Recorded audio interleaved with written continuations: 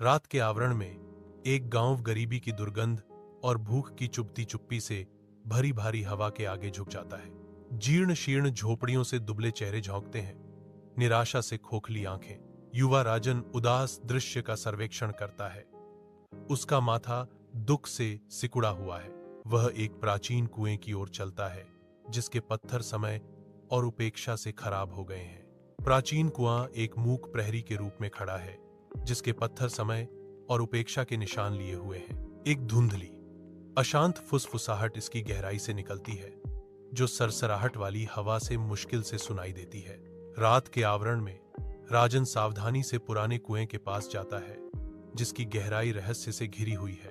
कुएं का पानी एक अलौकिक प्रकाश से चमकता है, मानो उसमें धूल के तारों का एक आकाशगंगा हो। चमकदार गहराई से एक छोटी सी परी ऊपर उठती है। उसकी आवाज रात में फुसफुसाहट है, मुझे मुक्त करो और मैं तुम्हें एक इच्छा दूंगा। राजन हिचकिचाते हुए और आश्चर्य से भरे हुए अपनी हार्दिक इच्छा फुसफुसाते हैं, मेरे गांव में कभी भूख न हो। परी ध्यान से सुनती है। राजन की इच्छा पर उसका भाव विचारशील है। एक सुनहरी रोशनी गांव पर छा जाती है जिससे नवीनीकरण की भावना आती है।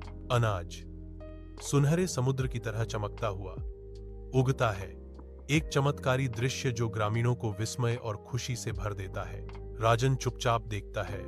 उसके चेहरे पर एक ज्ञानी भाव है, उसके दिल में समझ खिल रही है। वह ग्रामीणों को देखता है, उनके चेहरे खुशी से चमक रहे हैं और उसके चेहरे पर एक कोमल मुस्कान फैल रही है। सुनहरी रोशनी तेज होती है जो गांव को गर्मी और आशा से भर देती है।